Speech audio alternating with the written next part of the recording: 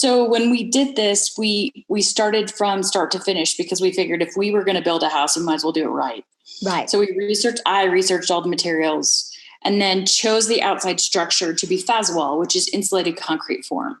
Okay. Now, that's a vapor permeable substance, which through the building industry here, or at least the Douglas County representatives it was so hard because they don't build with vapor permeability. That allows moisture in and out of the house, and you don't get anything trapped. I don't grow any mold. So there were many reasons why I picked the Faswall, but it's an insulated concrete form that you fill with rebar. Okay. And I didn't want to build a Faraday cage, so I used fiberglass rebar, and then you fill those holes in with concrete. So I basically have a solid house now on the outside, which doesn't grow mold, insects don't like.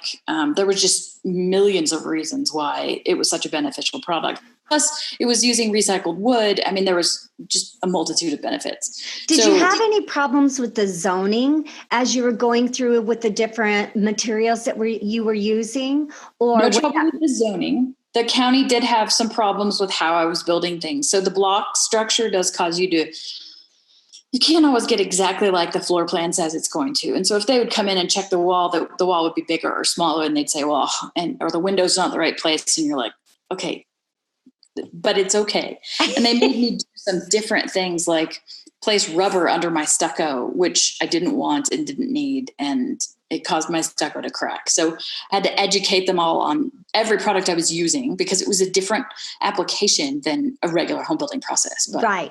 Yeah. I asked because, I know how sticky sometimes, the planning and zoning can be. And then when you're saying, hey, I want to do this, this, and this, what that process might start looking like. Yes. Well, we ran into a lot of things during the process where they could have looked at it and didn't understand and could have asked me, but instead it delayed the process because they weren't quite sure what I was doing. Right. And then I had to explain to them, this is why the wall is this way. This is why you don't need reinforcement because it's a solid concrete wall with rebar. I mean, those are the things that are, I was the GC for the project. I had a great builder from Texas, but, he didn't want to I had to be the GC because he didn't have a license in Colorado. Right. And I had the research, I had the expertise about healthy products, what to build.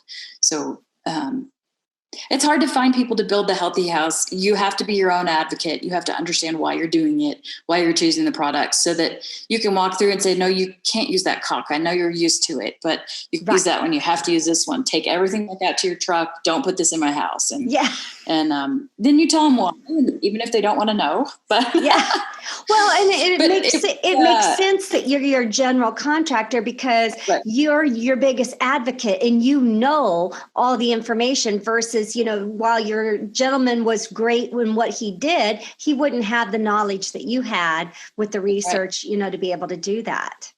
And we worked well together because he would say, okay, I can't find that product that you want me to use. Right. This is what I can find. And so I would research it and say, okay, we can use that product, but we can paint it with this substance to lock the toxins in and I won't worry about it. Right. So we did a lot of sort of like balancing and checking and using what we could. And my other thing was I wanted to use every single piece of everything that we bought. So I didn't want to cause any waste. I wanted to make sure we disposed of everything properly.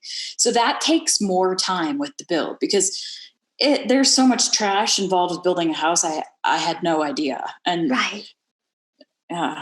but dealing with it and making sure it gets in the dumpster and you're not throwing toxic things into the dump and landfill.